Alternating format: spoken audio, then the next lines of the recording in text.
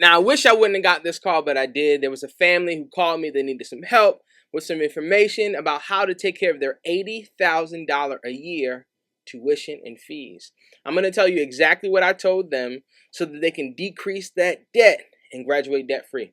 This is Jordan Green-Ellis. Welcome to All About the Money. Jordan Green-Ellis. Jordan Green-Ellis. Mr. Jordan Green-Ellis. Mr. Green-Ellis. Jordan Green-Ellis. I know you may not feel like it, but your feelings are temporary, and sometimes they may not be telling you the truth about who you are. In fact, most times they aren't telling you the truth about who you are.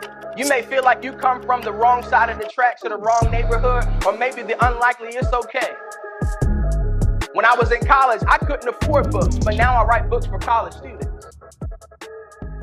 All right, y'all, I'm not going to string it out. We're going to get right into it. If you want to dive a little bit deeper, if you've got questions that you need answers to, you can drop them in the comments, or even better, you can get your own personal, well, let me not say personal. You can get access to my upcoming College Without Debt Bootcamp. It's coming up next month. Link is in the description. I want you to get signed up for it. The investment is far worth it. I mean, like, you can't beat paying $50 to learn all you need to learn and get a degree that may be worth $50,000 or more that's going to earn you $50,000. Anyway, if you want to come, you know what to do. All right, got this call. This family had some scholarships going into their freshman year, but they were not renewable, so they needed some strategy. Here is the number one thing that you need to do if you have a really, really large bill. Now, the timing of this is important. If you wait until your bill is due, or if you wait until you're getting those threatening calls and letters from the bursar talking about they're going to drop your classes, all that, it's too late. You're going to borrow. So you need to give yourself time. That's like first step, okay? But the very, very first step is you need to ask for more money. Plain and simple. I need you to ask for more money. Now start with your institution, especially if you've already been enrolled or been going there, and this is freshman, sophomore, junior, or senior. Ask for more money, y'all. They got money. They might not be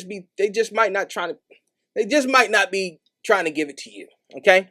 You sometimes have to make these folks do their job, and I say this with the utmost dignity and respect. I used to be one of them. They have a lot going on right now, and quite frankly, it's easy to get missed. Don't let them miss you. Go ask for more money. Now, there are two ways that you can do this. You can simply ask, okay? You can inquire. You can send an email. You can set up a meeting with your financial aid office and inquire. And you may even be able to state your case as to the reason why. Like, you're not just asking for more money just because, and you definitely don't want to say that, right? You want to have some justification behind your ask. Now, this is what I call the unofficial appeal. Okay, this is what I call the unofficial appeal. Case in point, my student Kamaya that I worked with a couple years ago, she went to a school that was over 60 grand a year.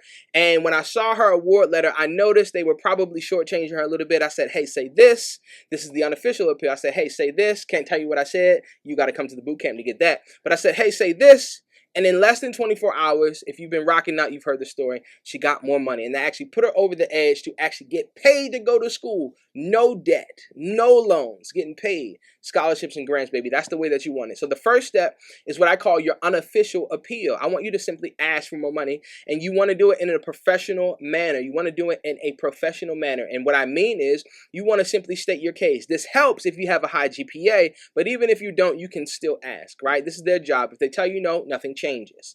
All right? Especially if you have a really high GPA and you're crushing it on campus, you've got a bit of a foundation to stand on. They don't want to lose you. You are the most valuable asset to that institution. I don't care what their name is. I don't care if it's Harvard, Howard. I don't care if it's A&T or Stanford. It don't matter. If there are no students, there is no institution, and you need to carry it that way. So the first thing is your unofficial ask.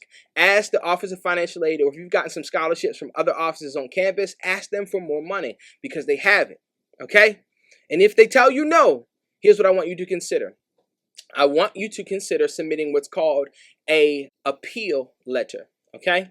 Now, when I say appeal letter, what I mean is that this is the official process that is actually allowed by the Department of Education and is mandatory for every Office of Financial Aid that receives federal student aid, or the FAFSA. If someone submits an appeal, they got to do the review process, right? So from your institution to the next, the actual ins and outs may be different, meaning what they ask you to complete, whether it's a letter, whether it's an official meeting, or whatever it may be. Usually it's a letter. You'll have to do that and fill out a form if they require that of you. But here's the part where I call it the official, rather where I make the distinction between the unofficial and the official, because this is something that they have to honor. Even if they tell you no, they still have to review your case as to why. Now, if you have any extenuating circumstance or any situation that has caused your household income to change, whatever it may be, okay? If it's a significant uptick or a significant digression, if you will, or a significant decline in your household income, right? I want you to document it or have some form of documentation, right, that proves your case and submit that with your letter. In my boot camp, we go over exactly what to say, how to word it, all of that good stuff. So I want to encourage you to get there. But you can do this on your own, okay? Submit your official appeal to the Office of Financial Aid. And the Office of Financial Aid at your institution has the ability to make what's called a professional judgment. Now, here's the thing. Just putting it out there, I'm going to get, if this goes viral, and anybody from the office, any Office of Financial Aid or from the Department of Education, they're going to hate me for telling y'all this, but it's just the truth, okay? They're not going to want to do it, okay? They're not going to want to do it. You probably don't even know that this is an option. Or if you know it's an option, it'll be conveyed to you in such a way where only a little amount of people can do it, or it's only for special people. Now, yes, technically, it's called a special circumstance, and it would technically be for special people, if you will. But anybody can do this. And listen closely, you can do this any semester you're in school, even from the fall to the spring. Even if you already got your awards and they disperse in the fall and something changes from the fall to the spring, you can submit another appeal. The worst they can tell you is no. Oh yeah, and this cannot adversely affect the awards that you already have, okay? It cannot adversely affect the awards that you already have. So don't think that if you submit this and they tell you no, that they're gonna like double back down on you. They can't do that. Okay, they can't do that. And if they do, then you need to make sure that they're held accountable. I'll just put it like that. So that's tip number one. Okay, tip number one, what I call ask for more money. Your unofficial appeal, your unofficial ask. If you have a counselor directly in the office, maybe you got to schedule a meeting. Do what you got to do. Ask. But if they say no there, and you still feel like you have a legitimate case, right? Anything that adversely affects your funding, right, or your household income, I want you to submit an official appeal. And you can do this at any time, at any point during your college career, as long as you're receiving federal student aid, okay? So that's the first step. I want you to ask for more money. The second step is make sure that you're not overpaying, okay?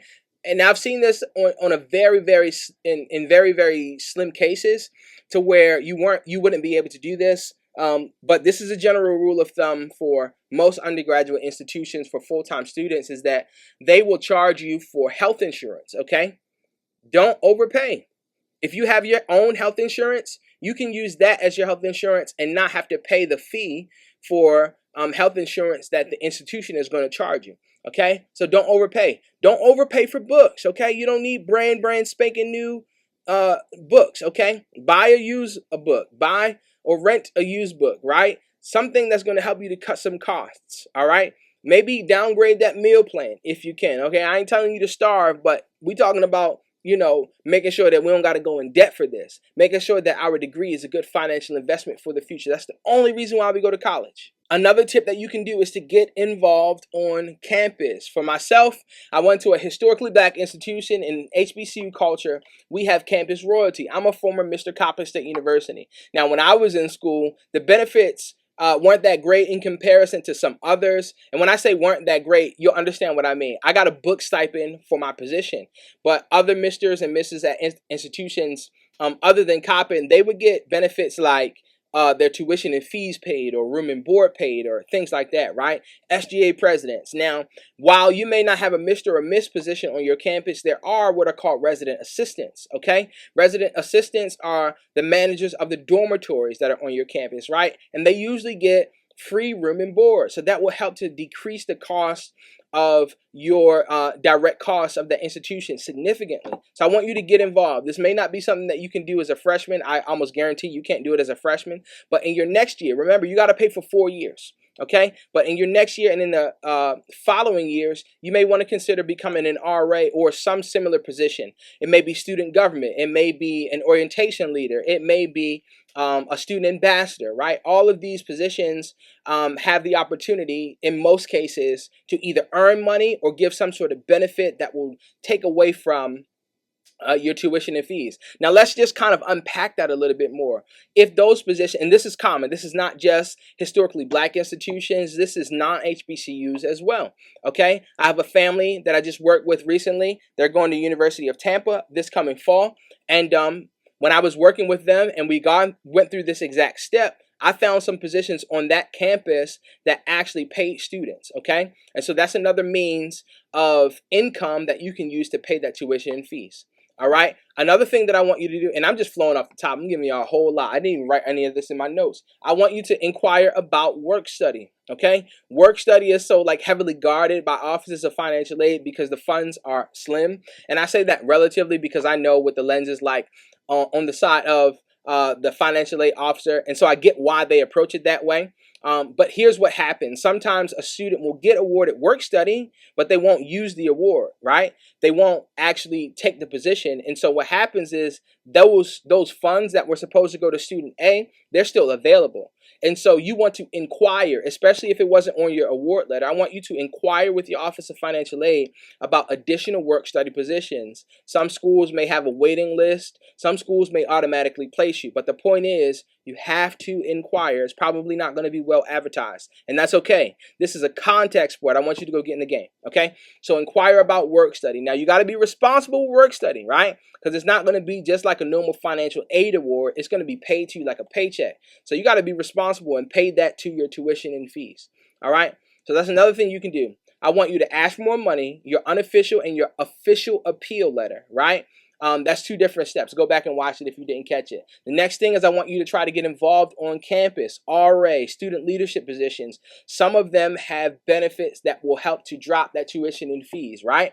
So I want you to start getting involved on campus. I want you to inquire about federal work study. Again, it probably won't be well advertised, so you got to go get in the game. The next thing that I shared with you is that I want you to make sure that you are not overpaying. You don't need the latest books all the time, right? I'm obviously not advising you to get something that's not going to help you in the course that you're taking, right? But I want to make sure that you are saving and cutting costs as much as possible. Have a chat with your professors to see if maybe you can use an older version of the book. See if there's an athletic library that will allow you to tap into the books, maybe even renting them or using them on a scheduled basis, right? Maybe even the library on your campus may have additional copies of that book that you need. I need y'all to be getting like creative with this, right? Especially if you don't have the money. I never told this on the channel, but I never bought a book in college. I lied. Sorry, I bought one book in college and it was an access code. Y'all, I sincerely hope that this helped. I know that I was talking fast in the video. The beautiful thing about YouTube is that you can watch it and watch it again. I have an ask of you. If you haven't already subscribed, hit that subscribe and the bell because I'm coming at you with new information every single week. And if I may ask for another favor, share this with someone who you know needs it.